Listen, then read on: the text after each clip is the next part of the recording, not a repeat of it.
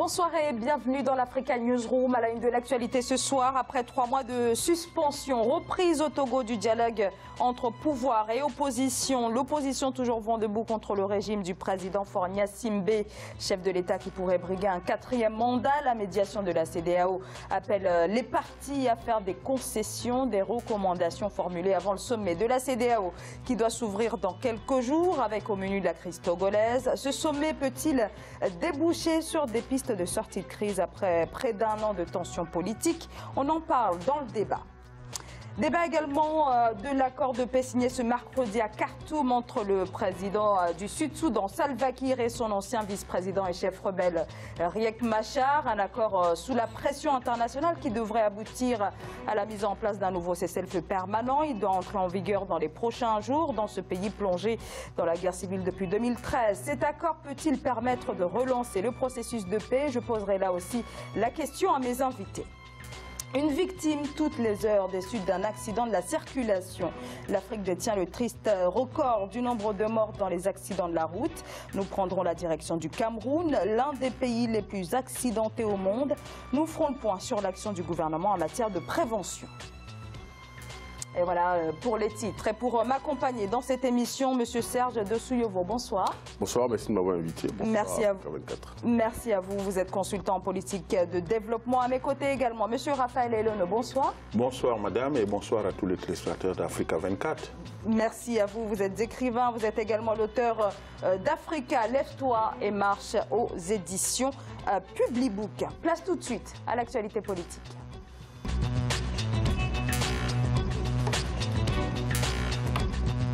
Au Togo, timide reprise ce mercredi du dialogue entre pouvoir et opposition. Voilà plus de 3 mois que ces pourparlers censés dénouer la crise politique ont été interrompus. La crise politique au Togo, une situation qui s'enlise depuis quasiment 1 an. Les Togolais descendent régulièrement dans les rues pour réclamer le retour à la Constitution de 1992 et le départ du chef de l'État, Faure Gnassingbé, au pouvoir depuis 13 ans et qui pourrait bien, avec la révision de la Constitution qui se profile, briguer 2 nouveaux mandats supplémentaires. Les facilitateurs de la CEDEAO qui sont sur place à Lomé, les chefs d'État Nana Akufo-Addo du Ghana et le président Alpha Condé appellent les 2 parties à faire des concessions. On écoute le président guinéen. Nous avons le chômage des jeunes qui emmène nos enfants tous les jours. Nous voyons des spectacles désolants que nous voyons aujourd'hui. Nous avons le changement climatique qui réduit nos possibilités de développement. Et nous ne pouvons plus compter tellement sur l'extérieur, nous devons compter sur nous-mêmes. Donc il est important que nos pays soient en paix, qu'il y ait la concorde entre les hommes politiques, afin que réellement nous puissions relever des défis. Évidemment, on peut avoir des objectifs, mais dans les négociations, ce n'est pas possible de s'entendre si chacun ne fait pas des concessions. Si chacun veut absolument avoir la satisfaction de tous ces revendications, on ne trouvera jamais de solution. Donc nous comptons sur nos frères togolais, la mouvance comme les 14 partis, que chacun accepte de faire les concessions nécessaires pour que les manifestations cessent. Alors pour l'heure, des positions qui demeurent diamétralement opposées quant au pouvoir, c'est le statu quo autour de la révision de la Constitution qui permettrait au président Faure Gnassingbé de briguer 2 nouveaux mandats, c'est-à-dire en 2020 et en 2025. Et pour l'opposition, le mot d'ordre elle-même depuis quasiment 1 an, la démission du président Faure Gnassingbé, le retour à la Constitution de 1992, un sommet donc de la CEDEAO, je l'ai dit tout à l'heure, devrait s'ouvrir dans les prochains jours. Raphaël Elono, est-ce que suivant la façon dont est conduite la médiation par les 2 présidents et ghanéens et guinéens, il vous semble que le prochain sommet puisse être le cadre pour poser la question de l'alternance au Togo? Cette question m'est très difficile à répondre dans la mesure où ça fait X temps que ce conflit dure. Et là, nous sommes en face d'une impasse. On a l'impression, comme je dis toujours, d'être devant un plat de spaghettis. On ne sait par quel bout commencer. Puisque d'un côté, on a le fils d'un ancien président qui a succédé à son père et qui ne veut pas lâcher prise. Et de l'autre côté, on a une opposition qui avance avec pour mot d'ordre le président actuel doit partir. Ce n'est pas un programme politique. Nous en parlions peut-être tout à l'heure en disant que les oppositions en Afrique sont toujours très mal structurées. Bon, il devrait préparer le peuple pendant des années. Qu'est-ce qu'il propose au peuple pour que celui qui est au pouvoir soit discrédité? Parce que c'est là, c'est l'enjeu qui se joue en politique. C'est qu'il faut discréditer son adversaire par des propositions solides et que le peuple voie ce qu'il peut gagner là-dedans. Et là, telle que la situation se présente, madame, on peut envoyer tous les médiateurs du monde. On peut jouer sur la phraséologie, sur les mots, sur tout ce que vous voulez. Cette situation me semble très difficile. Elle me semble très difficile. Et là, on est encore parti pour un bout. Et je crois que l'opposition veut jouer sur le fait qu'en descendant dans la rue, qu'il allait faire pression à Faure Gnassingbé, mais jusque-là, ça ne tient pas. Parce qu'en descendant dans la rue, c'est une situation illégale. C'est exactement ce qui s'est passé en France en 1789, lorsque le peuple est descendu dans la rue pour renverser la royauté. Et c'est à partir de cette situation illégale qu'on est rentré dans la normalité. Si on avait demandé au roi à l'époque, est-ce que vous vouliez que le peuple descende dans la rue pour réclamer ses droits, sûrement que le roi aurait dit non. Et donc c'est la même situation qu'on veut toujours faire en Afrique. On croit que c'est avec la révolution de rue. Non, commençons à faire les choses proprement maintenant. Aller vers le peuple, proposer au peuple, parce que ce peuple-là est demandeur. Il veut cette jeunesse-là. Cette jeunesse-là veut quelque chose de concret. Alors la jeunesse veut également, se bat également. On a vu dans le cadre de ces manifestations, notamment au mois de septembre, qui rassemblaient véritablement des milliers de personnes dans les rues, notamment de la capitale. La jeunesse notamment se bat également pour l'alternance politique. Et c'est le mot d'ordre qui est porté quand même depuis près d'un an par l'opposition togolaise. Oui, c'est vrai. Vous savez, je pense que, mon collègue le disait un peu tout à l'heure, il faut que les Africains commencent à faire de la politique sans émotion. On ne peut pas baser un programme politique sur le fils d'un ancien président, il doit partir, il faut qu'il démissionne. Ce n'est pas un programme politique.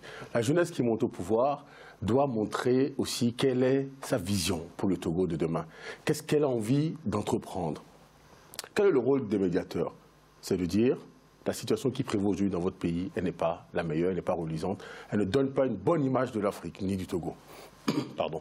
À partir de ce moment-là, venez autour de la table et discutez. Mais pour venir autour de la table, il faut avoir des propositions concrètes. Le rôle du président, celui qui est là, on est en politique. Ce n'est pas de lâcher le pouvoir et de le donner aux autres. C'est de conserver le pouvoir par tous les moyens. Après, on peut le juger, on peut dire que voilà, ça fait plus de 50 ans qu'ils sont au pouvoir. Oui, et alors? On n'a qu'à prendre l'exemple de la chancelière allemande, 4e mandat qu'elle commence, mais sur la base d'un programme, sur la base d'accords politiques, avec des formations politiques, sur lesquelles elle s'appuie pour proposer un projet bien précis et bien concret. On prend l'exemple de la Russie également, parce que c'est également là-bas que se joue la Coupe du Monde aujourd'hui, donc je pense qu'on en entend parler énormément. Le président Poutine utilise les règles qui sont définies par le peuple pour rester au pouvoir. Alors, on ne peut pas demander simplement à Faure Gnassingbé de partir, il faut apporter des propositions concrètes. Qu'est-ce que l'opposition apporte en termes de structuration aujourd'hui ? L'opposition n'a rien proposé à la jeunesse en termes d'emploi, en termes de création de richesse, en termes d'amélioration des conditions de vie au niveau santé, au niveau éducation, au niveau environnement. On n'entend pas ces programmes. Alors, imaginez même qu'aujourd'hui, Faure Gnassingbé décide de céder le pouvoir. Oui, c'est vrai qu'on aura un nouveau président de la République. Mais l'Assemblée nationale, qui est le lieu où se décident les lois, le lieu où s'organise la vie politique du Togo, sera majoritairement occupé par les députés favorables à la cause de Faure Gnassingbé. Pourquoi ? Simplement parce que Faure Gnassingbé dispose aujourd'hui d'une structure organisationnelle politique, un parti rénové avec de nouveaux mentors sur la ligne de front pour gagner ces élections législatives. Donc il faut que les Togolais se prennent au sérieux et se disent qu'aujourd'hui il est temps de proposer à la jeunesse et au peuple togolais une nouvelle option. Discréditer Faure Gnassingbé avec des moyens concrets, avec des arguments solides, sinon, l'un dans l'autre, il y en a un qui va se camper à son pouvoir et les autres qui vont rester sur des arguments émotionnels pensant que ça peut marcher. Peut-être avec un peu de chance, mais il n'y a pas de chance en politique. Il faut livrer bataille sur le terrain, il faut avancer des arguments forts et aller conquérir le pouvoir. Oui, et puis qui ne nous dit pas que... Bon, voilà, vous avez évoqué la jeunesse. Même Faure Gnassingbé de son côté aussi, il y a des gens qui défilent pour lui, pour dire que le travail qu'il fait est bien. Donc il utilise aussi une partie de cette jeunesse-là. C'est jeunesse contre jeunesse. Mais telle que la situation se présente, on voit bien que cette opposition-là, à qui on donne un visage sympathique aujourd'hui, qu'est-ce qui ne nous dit pas qu'elle fera pire? qu'elle va s'asseoir sur les acquis même de Faure Gnassingbé pour faire exactement ce qu'eux-mêmes reprochaient à Faure Gnassingbé. Parce qu'il n'y a pas de programme. Il n'y a pas de programme. Alors peut-être que pour pouvoir répondre à cette question, il faudrait laisser cette opposition arriver au pouvoir, et ça reste là toute non, en politique, madame, le pouvoir ne se donne pas comme ça. Le pouvoir s'arrache. Il s'arrache avec des arguments, il s'arrache avec une stratégie, il s'arrache avec une vision qu'on propose au pays, à la jeunesse, aux femmes. Combien vous entrez au Togo aujourd'hui, mais les jeunes, dans leur grande majorité, sont en proie au chômage.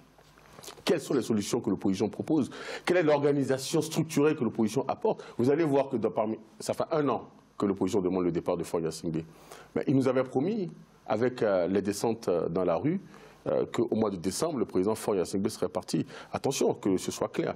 Nous ne sommes pas en train, ou moi je ne suis pas en train de dire que le président Faure Gnassingbé est le meilleur président pour le Togo. Je suis en train de dire simplement que l'opposition a raison de demander le pouvoir, mais qu'elle s'y prend mal, qu'elle n'utilise pas les bons arguments et qu'elle n'a pas la bonne méthodologie pour aller conquérir le pouvoir. Faure Gnassingbé ne leur donnera jamais le pouvoir, il le gardera.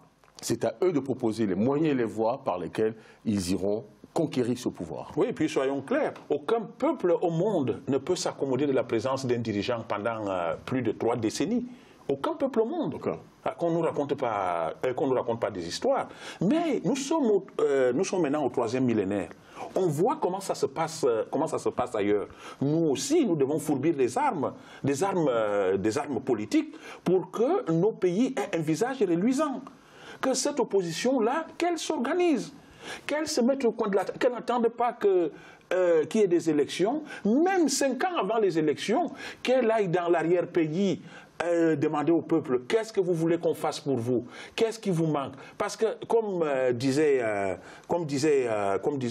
Barack Obama, le 44e président des États-Unis, lorsqu'il était arrivé en Afrique, il a dit que nos pays n'ont pas besoin d'hommes forts, mais ils ont besoin des institutions fortes. Et c'est à l'opposition de commencer à bâtir l'ossature des institutions fortes maintenant, en dialoguant avec le bas peuple, en récoltant. C'est ce que Macron a pu faire ici, hein, pour arriver au pouvoir. On a bien vu comment Macron a marché, il a commencé à tisser sa toile, et petit à petit, beaucoup le prenaient pour un plaisantin, et voilà que ce plaisantin-là se retrouve à l'Élysée aujourd'hui, et c'est comme ça. Alors, pour finir, juste si vous permettez, on a vu les visages tout à l'heure, ce sont des visages qu'on connaît depuis un peu quelques années.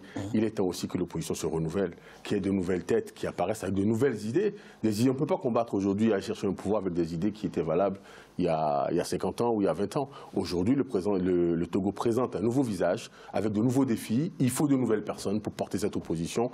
Nous sommes d'accord qu'il faut une alternance, mais une alternance qui s'organise, qui se structure, qui est logique et qui va conquérir le pouvoir avec des propositions concrètes et sérieuses.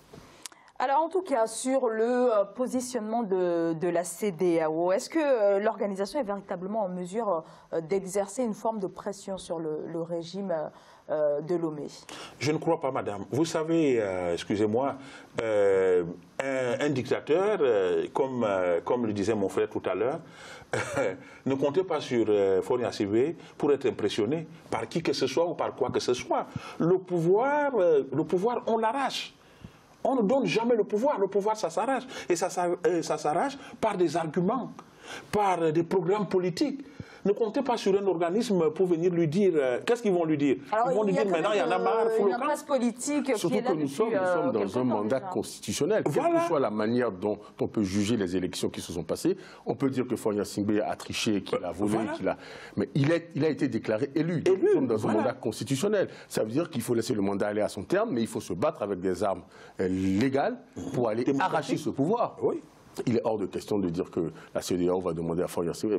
Si l'opposition compte sur une institution pour dire à un président en exercice de partir, mais le jour où ça se passe, mais ça veut dire que... Alors est-ce que ça n'illustre pas aussi par ailleurs la réduction de la marge de manœuvre de l'opposition qui compte effectivement sur la CEDEAO? Mais le peuple togolais doit compter sur lui-même, pas sur des institutions, qu'elles soient sous-régionales. Les institutions ne sont pas là pour venir dire... Alors, imaginez un instant qu'il y a un candidat issu de l'opposition qui prend le pouvoir.